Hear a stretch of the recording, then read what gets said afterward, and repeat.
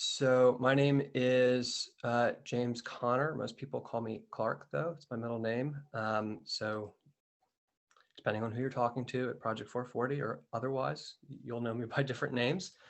I am a local freelance audio engineer. I work with a lot of the classical groups in Philadelphia, from Philadelphia Orchestra down to some of the youngest members of the Philadelphia Youth Orchestra and everybody in between. And I went to Drexel in town, so I've been around the city for, a decade doing classical music. And today we're going to do a presentation on recording yourself for auditions at home. I know everyone's probably doing that. There are some things in this presentation. It is from last year and the year before. It's kind of been built up over the years of doing this that aren't pandemic friendly. You can take them with a grain of salt now. This stuff will be available later for you to download. So if you want to have this in your back pocket, and when the pandemic hopefully ends, you can take some of that advice. So keeping that in mind, I'm going to get started on the PowerPoint. Usually I would ask who's here, but I can't. So I kind of have this geared towards everybody. If you're using a phone, if you're using a real microphone and setup through your computer or through whatever recording system might be available to you. It's not instrument specific because, as you know, there are a lot of different instruments that show up for these things. So if you have any questions about that, my email's in this and it's on Whova, I believe. So you can reach out to me in person and I can give you specific advice if you're confused based on the instructions in here. They're fairly generic. To do this, you're going to need one of three things. You're going to need a computer-based system, which means a computer with audio software, an interface, microphones, cables. If you need to do video, which most of these college auditions want video now because it's so easy to do with your phone, you're going to need a camera, camcorder, phone, and editing software to sync up your recording and your video. So that's probably the most complicated option. You can also get a handheld recorder. They record, it's a little box unit. I don't actually own one, but it's, so I can't show you it in person, but they basically have the mic. You've probably seen like reporters and such using something like that. But again, now they all use cell phones, but in the past, they were a little bit more common. You can get those online. You can also get ones that have video included, and I have some of those at the end of this presentation, links that you can follow if you go and download it. And for most of you, for a lot of us, it's going to be a smartphone. Preferably it's a smartphone with a microphone attached to it. If not, we can work around that. But if you have a microphone attachment, you get a little bit more control of what you're doing with your video and your audio. Also remember that there are tablets, there are computers, there are even, the iPod Touch is still out. For those of you who don't know what an iPod is, they still exist. And iPod Touches do all the things that iPhones do except make calls, which is amazing. So they work as well. So any of those things work if you don't have a smartphone or your smartphone doesn't work for what you need to do. Another thing that you can consider is getting separate devices. Most people have, I have a phone sitting next to me. I have a computer that you're watching me on. So you can do video and audio separately, which gives you a lot more control over the quality of the video versus the quality of the audio, and you're not constantly making compromise between the two. right now, I know it's hard because a lot of people who live in households and families and stuff, everybody's working from home at the same time. So a lot of devices are being used at once, and maybe you don't have the same access that you would outside of the pandemic. Um, but it's a good option if you can swing it. Um, if you are going to spend money doing a dual device setup, spend it on the audio.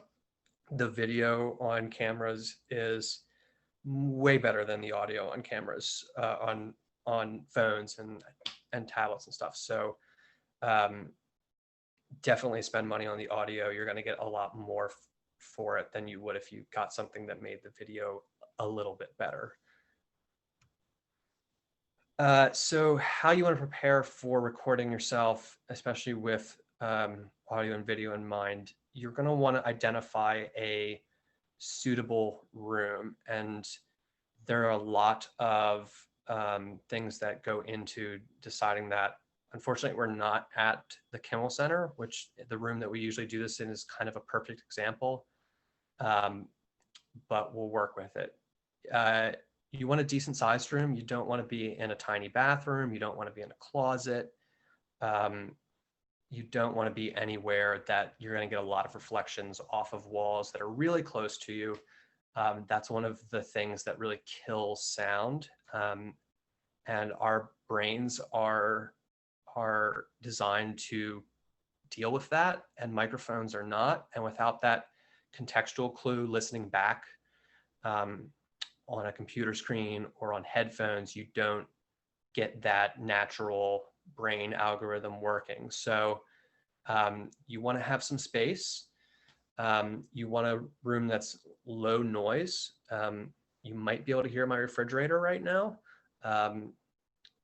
There are lots of things that make noise in a house that maybe you want to avoid, or if you're on a busy street, or if it's busy certain times of the day, you want to pick your time and place based on less noise, because phones are not designed to be really great at that. They really like to grab kind of everything. You want to have mixed mediums, and by that I mean wood, carpet, fabric, upholstery, drywall, tile. You don't want to be in a purely plastered room with tile floors, because everything is hard and it's all reflections. You don't want to be in a completely 70s carpeted floor to ceiling room, because you're not going to get any natural sound happening. You're not going to get any of the bloom of that space. And you're going to want to go for a high ceiling if possible. I know that's hard in a lot of houses. It's not the end of the world if you can't get it. A lot of us will be recording on the plane that's moving, parallel with the floor, and the ceiling becomes less of an issue there. But it's still nice to not have as many immediate reflections, especially with low ceilings. You can't avoid them. After you pick your room, you're going to find a location in the room. It needs to be somewhere that you feel comfortable performing. That's kind of the basis of all of this.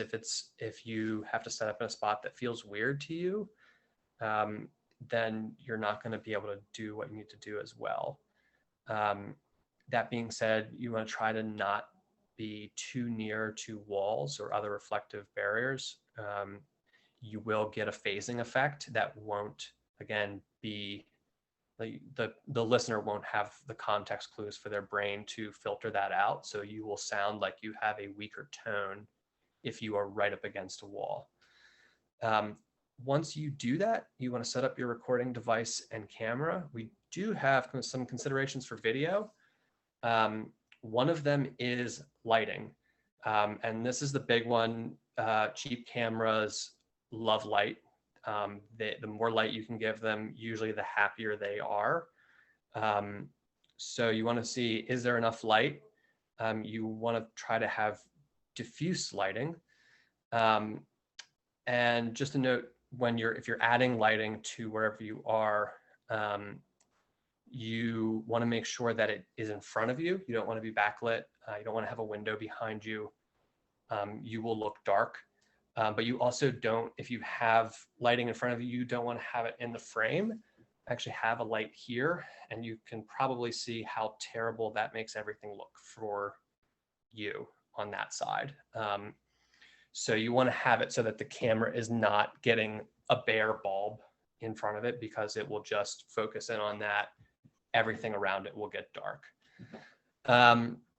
Another thing you have to consider for video, this is where we get into sort of the biases of the people who are watching these auditions. And you can maybe not trick their biases, but you can at least take advantage of being the best presentation that you can be. The aesthetics of the room, if you can clean it up, if you can find a space that's kind of bare and doesn't seem like a living room or a bedroom or whatever.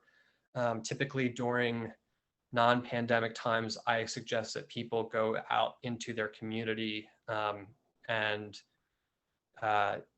often churches or schools or other spaces have stages that look really nice and kind of give the impression of a person who should be there when you're doing your audition. Right now, that's maybe not as safe, though.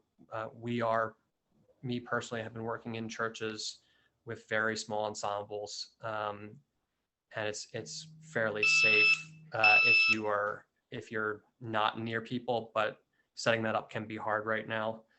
The other thing is how you look, how you dress. You have to remember that these people are looking at somebody who they are going to have on a stage representing them as as an orchestra member, as a soloist. If you're going to a place that's more of a competitive seat like Curtis or Juilliard or something, later on you're going to be a graduate, and to some extent you'll be an emissary of that institution forever. Dress like what you expect them to want somebody who is an emissary for them to dress like.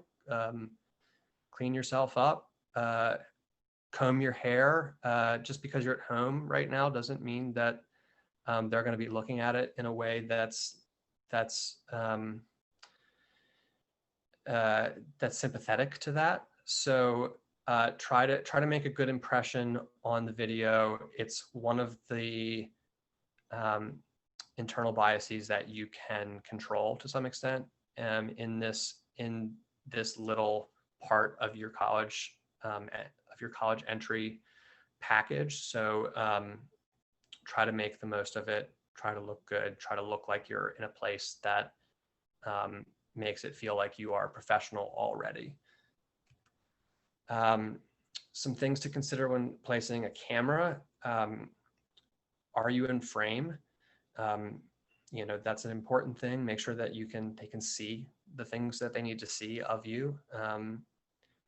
You don't want to be too far away from it. You don't want to be like a stick man in the back of a picture. You want to be in frame, professional looking, all there so they can see it. Does it show everything they need to see? There's often requirements for these things, but if you are playing certain instruments, they may need to see different parts of you moving that they wouldn't need to see with other instruments. If you're a singer, they probably don't need to see above your chest. But if you're playing a clarinet or an oboe, they may need to see lower down to see your hands doing the work. A lot of those things will have requirements. If they don't, go onto YouTube and find professional recordings of the instrument you play, PBS, something like that, to see how professional camera people would frame up someone who's playing the instrument that you're playing. Another thing is what are you highlighting with your framing, with how you are set up in the picture. Again, you have to work within their requirements, but if you know that you have something that maybe is not a standard posture thing, we all have different um, bodies that are capable of different things, but that doesn't mean that people don't look at it and say that's not correct. And if it's something like that where you're totally capable of performing in that way, but it just doesn't look right to some people, try not to show it off, because they're going to look at it and they might make their little prejudiced assumption, and then go there, get your scholarship, and blow them away with what you're able to do. Just think about the whole picture, not just not just what you're wearing, not just what you look like, really what you're presenting to the camera. Another question is how your performance would be perceived to an audience. You don't want a shot that is unrealistic to how people would see you in the real world, even if it becomes problematic for the sound of what you're doing. A lot of your violins, your violas, they tend to project up. That's how we mic them in the classical world. You don't want to put your camera up there because it's going to sound better, because that's just kind of weird to have a top of the head shot of you playing your violin. And again, I've said it already, but does it fulfill the requirements of the application? Really check that out. I know that some people let things slide, but some people are just sticklers, and you don't want to get dismissed just because you didn't check a box on a rubric. Now we can talk about mics. Again, if you're dealing with a camera before a mic and they're the same thing together, you have to make compromises to make it look right for the video. But when we're placing mics on instruments, generally there are a couple things we think about. We start with where does the sound originate on the instrument? And for this slide, generally I like to talk about timpani because they are kind of interesting in this respect. When you're playing a timpani, it's a mallet hitting a head. That's where the sound originates. How is that then amplified? It's amplified by the bell of the drum there, the body of the drum below it. It typically projects upwards. So that's your next question, is where is the sound being projected? And then finally, how is it being perceived by the audience? Nobody hears any of that when they are in the audience. They hear the timpani filling up the room, bouncing all over the place. You get this nice bloom of a sound. So you need to ask yourself all of these questions because it's important to where you end up putting your microphones. So when we're placing a mic, with all of those things in mind, you need to choose an angle. I have a mic here for demonstration purposes. The business end of the mic is here. It's got a line coming out of it. That's where it hears the most accurate sound. And you want to pick what angle that mic is entering and looking at your instrument. From that line and the face of the mic, you basically want to go out 30 to 45 degree angle. Imagine that it's making a cone that way, all the way around from the face of the mic down that line. And then you want to start by trying to have the instrument within that cone, really just at the edges of it. You might have to move in, you might have to move out. If you're sitting there looking at the computer screen and saying, what is he talking about? Which I'm sure some people are, because it's a weird way to think about things. Typically for miking, we consider the ideal to be about a meter. So 3 feet out. Depending on the size of your instrument, it might be bigger, it might be smaller. It can be down to a foot in the classical world, you're not going to get kind of the typical rock world 6 inches or less miking. But a foot to 3 feet is where most of you are going to be if you play a piano or drums or percussion or any of the kind of larger setups. Depending on how big it is, you might have to back up depending on what you're using. So either imagine the cone and the angle, or just say I'm going to start at 3 feet and see what happens, see where I need to go. So here's the thing with that. You set up your mic, you set up your camera, start recording.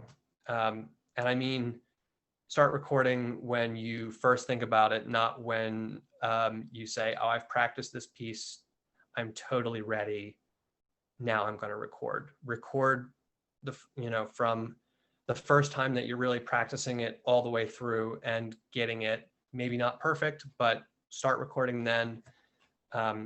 It's going to save you a lot of trouble in the end. And then once you record, check your recording, make sure that it's good.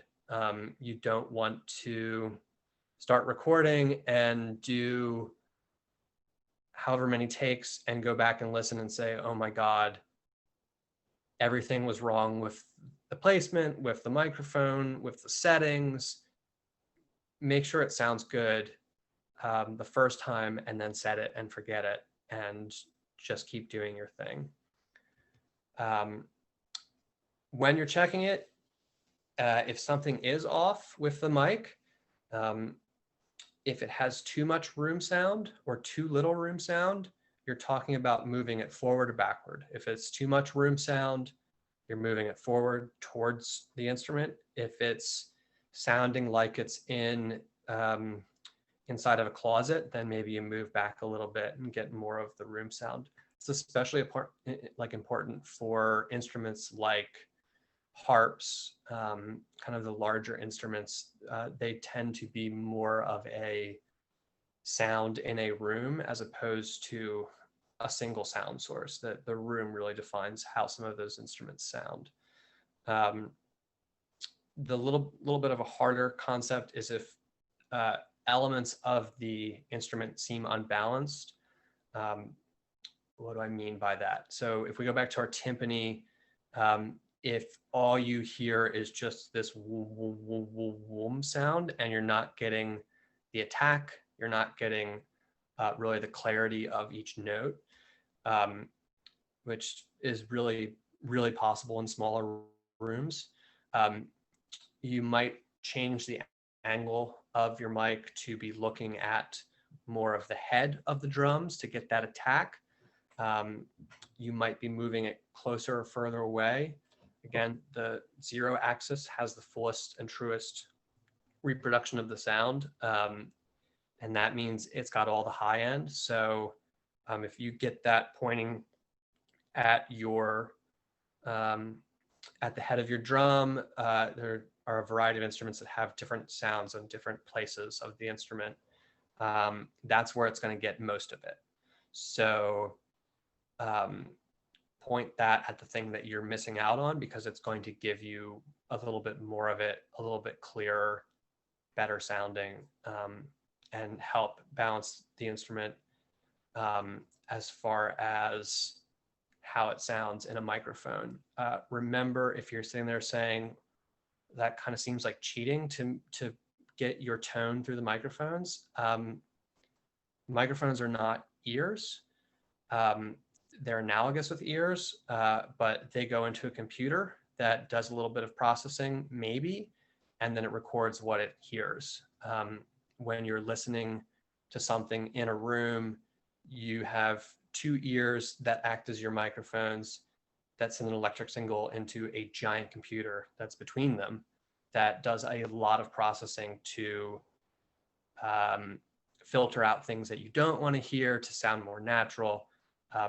If you put microphones in place of where ears are, you don't get the same sound as what you hear when you're standing there.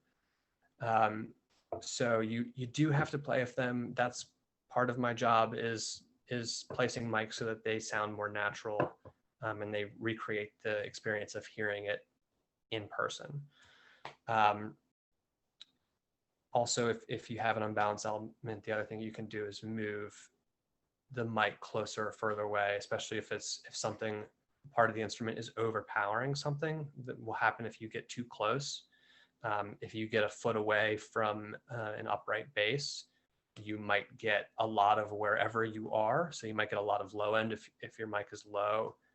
You might get a lot of the kind of string grit if you are up towards the bridge or the fingerboard. That's the kind of thing where if you move away, even if you stay on the same angle, you might get a more natural sound. And that's why we kind of think about the cone to fit the instrument into that cone, because then the mic has a chance to capture everything with a little bit more natural sound, as opposed to very close to one thing, very strangely placed to other things. And then once you check it, once you adjust it, record everything. You don't want to set up and do all your practicing and then find out that there's a crew with 10 jackhammers outside about to tear up your street. Especially if you're procrastinating and you're on a deadline, you are out of luck on that one. Things happen with, you could be practicing and a string could break, a reed could crack. All sorts of things could go wrong where maybe you had a better performance in you, but all of a sudden you're taken out of the moment. You have to order something. You have to wait for a construction crew to go by, whatever it might be. You don't want to leave that to chance. You want to make sure that you're constantly recording. And also you don't want to get to a point where you're ready to do it, you're in the zone, and then fumble around with your phone or your recorder or whatever, your microphone, and go back and check it. And you want to stay in that zone as much as you can. So you want to set it up, get it rolling, and be able to forget about it for a certain period of time. That's my advice. Don't have to follow it, but I guarantee you it'll save you a lot of headaches. Or it's a good insurance against saving you from a lot of headaches. With that in mind, treat every take as a final product. If you are using separate devices, or if you're using, a high-end camera and a in-computer microphone system, all of that, you want to slate each take. And that's, if you've ever watched outtakes, it's the thing that makes the clap sound, right? That is literally to sync up audio to video. That sound is clear, precise, you can find it, and you can just put the two things together and they run smoothly together. So if you're doing that, definitely want to slate each take. It'll make your life much easier. Read a take number for organization. Keep notes. I know it's not as romantic as going into a studio and doing things and feeling, psychedelic and stuff, but it really makes going back and finding things so much easier, especially if you say, oh, I did a really good take the take before, I think that was the one. You don't have to jump around looking for it. If there are requirements that the college or university or whatever asks for at the beginning of the video, typically probably your name, the piece you're playing, the school you go to, I don't know, whatever it might be, make sure that you do that at the top of every take. Don't try to edit it together, just do it. And then start and stop in silence. This is a good lesson for recording. It's a great lesson for musicianship. It's a great lesson for life. For recording, it's going to allow you to fade in, to fade out, to do whatever you need to do with that end time, to not have a weird thing where the reverb doesn't end or the note doesn't fully end. Finish the note, hold for a beat, and then you can stop. It's going to look more natural at the end, especially if you're just fading out, than if you just were to start fumbling with a camera immediately after. But it also gives you that moment to focus and not just jump into something, to really get in that headspace just before you start, so that you're not just jumping into something and making mistakes or rushing or whatever. It's a really good lesson that I picked up in college for music. So, but it really makes the recording process much easier now for yourself. In the future, when you're working with somebody like me, you're going to make us much happier if you do this, and you're probably going to perform better if you do it. So try to do that. It's really makes a difference. Oh my God. Sorry about that. Some recording pitfalls, especially with people using cell phones, using what we call consumer or prosumer devices, which are kind of you can buy it at Walmart, you can buy it at Best Buy, digital devices. The first one is the only real technical audio one, and that is the digital ceiling versus the noise floor. The digital ceiling is essentially when you have a meter that goes green to yellow to red. When it hits the top light of that meter, that's the end. There's nothing above that. So if you are familiar with what a waveform looks like from physics class or from recording or from just seeing it in media or whatever, if it's going along, if it hits that top, it's going to go up and it's just going to flatline until it comes back down. And that is just distortion. It sounds good maybe on a guitar. Purposefully, it does not sound good on a violin. It does not sound good on any of the classical instruments that are out there. Maybe you can get away with a little bit on a snare. Kind of sounds nice on snare, but other than that, you don't want it. You want to stay away from it. You want to stay below that line. So if you are setting levels on something, that's kind of where you want to be. You want to be underneath it. The problem is that you don't want to go too low, because all of these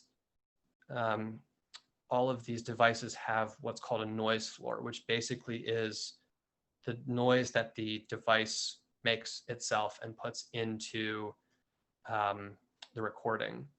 And it's less of a problem on something like a phone where there's not a lot going on to add a noise floor, but it's still there. You don't want to get too low, because what will end up happening is you will have more noise, or as much noise as you have audio, music. You don't want that. So you want to find that nice middle ground, maybe a little bit higher, so that it's really peaking kind of into the yellow a little bit. That's kind of where we set things.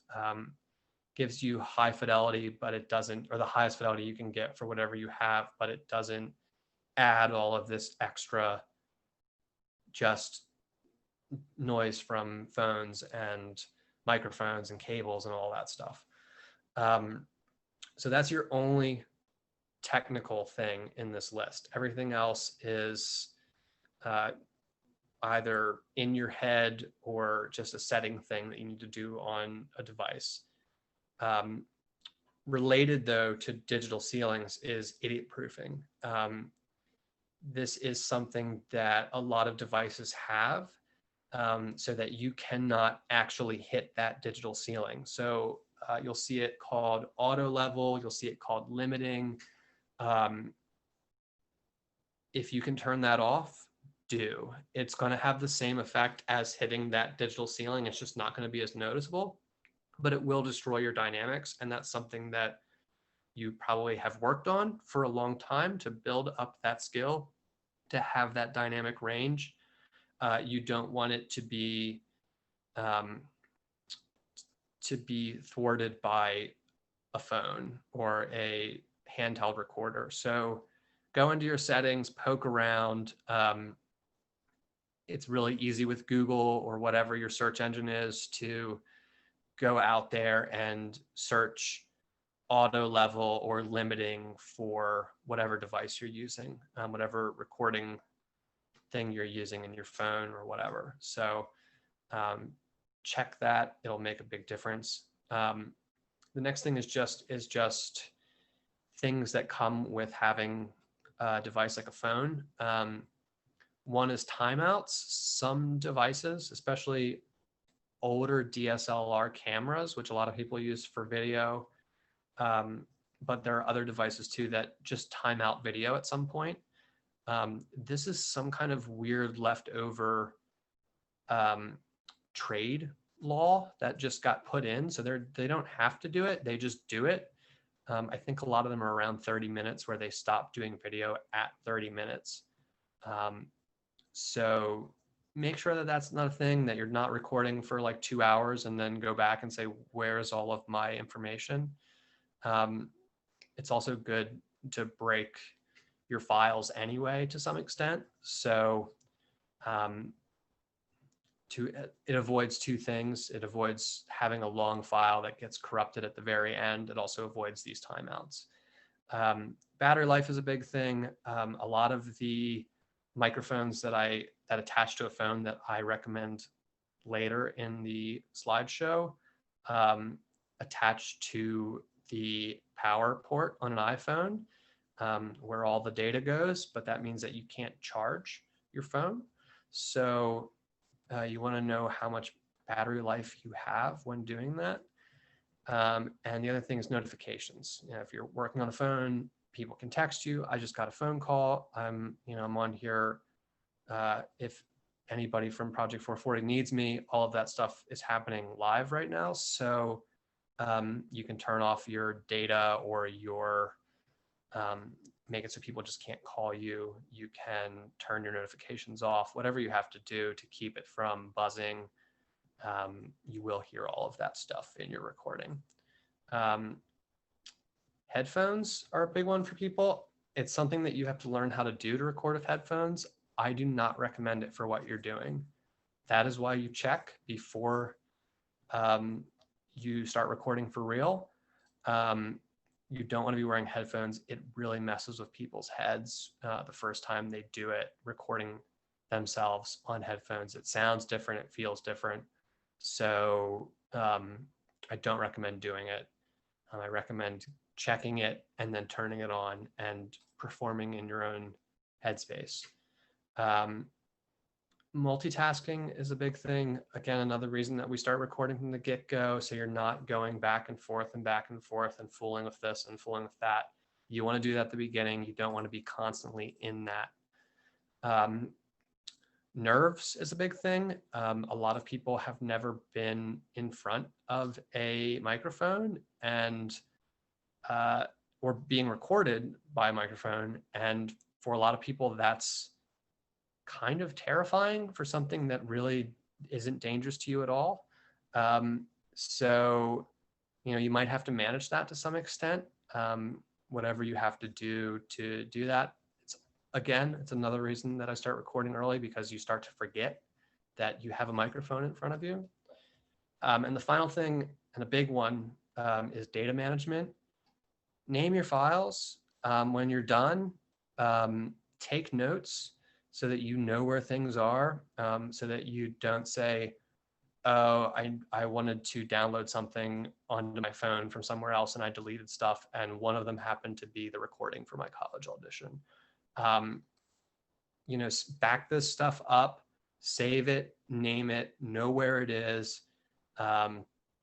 It'll make everything easier. It makes all of this stuff safer, and you don't have to redo it, which is always a plus.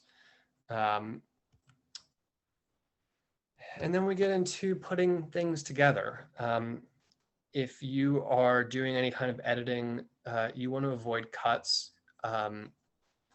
It's very obvious when this happens, and even if you're doing something with multiple cameras, a lot of auditions require one shot because if you cut the camera, you can also cut the audio very easily, um, and go to a different shot synced to a different audio, and you wouldn't notice except for the fact that the shot changed.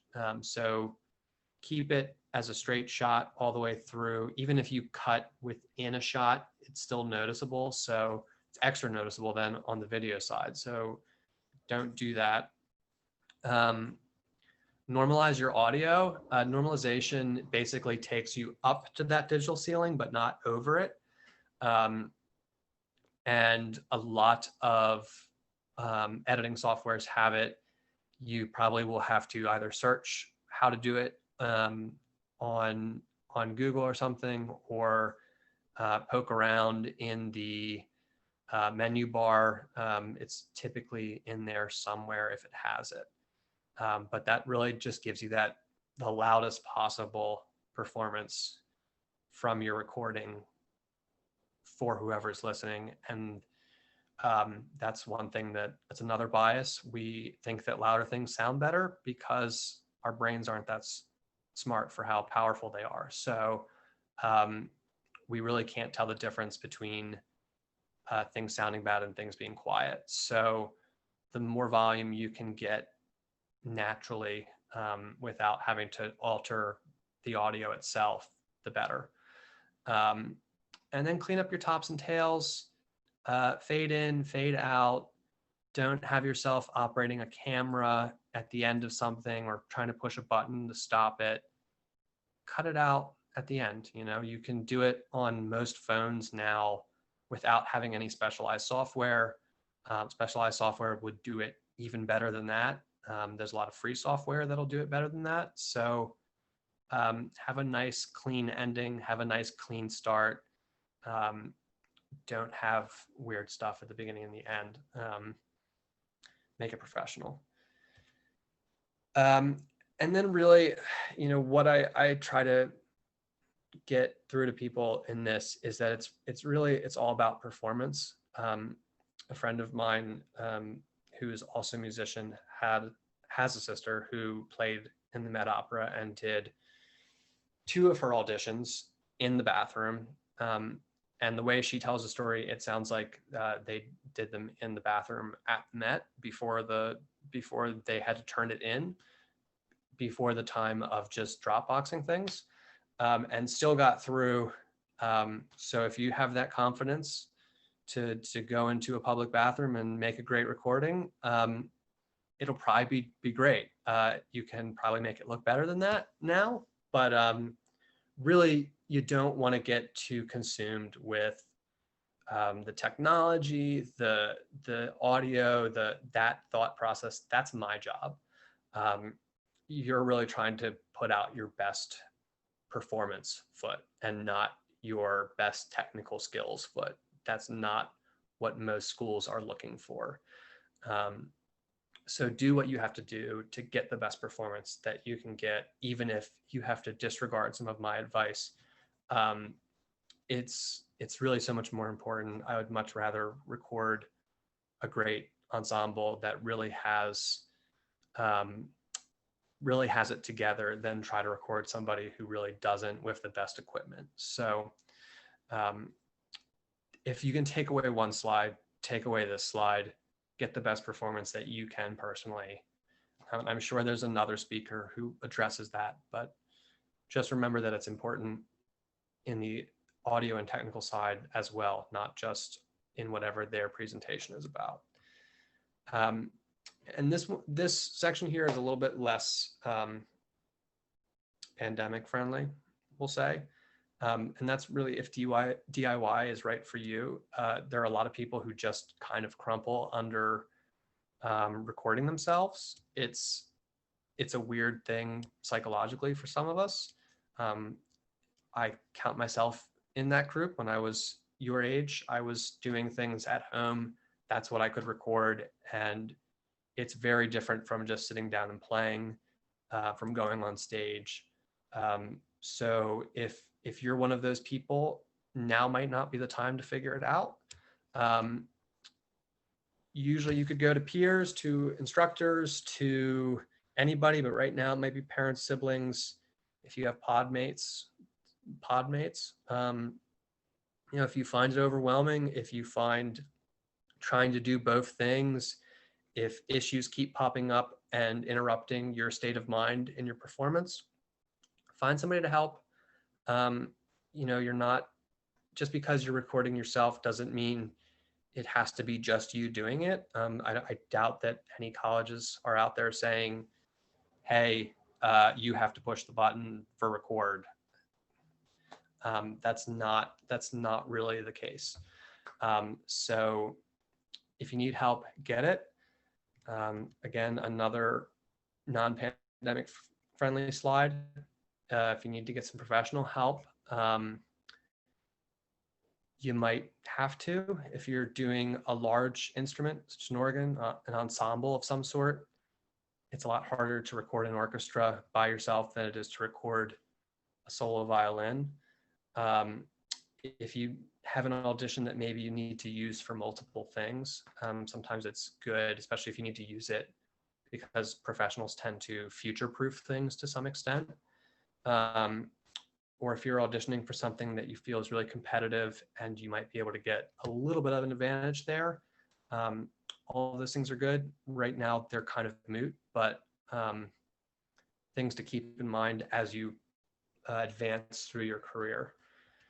And then some ideas for saving money, which is very pandemic friendly because everything's more expensive now. So there are probably resources within your community that are available to you that you can use to record yourself. Most churches, most schools have recording equipment. Some local libraries have recording equipment, which is kind of wild. If you have a teacher who plays the same instrument as you, they might have appropriate recording instrument for what you do. Maybe you have friends who were like me in high school who were looking for something to record.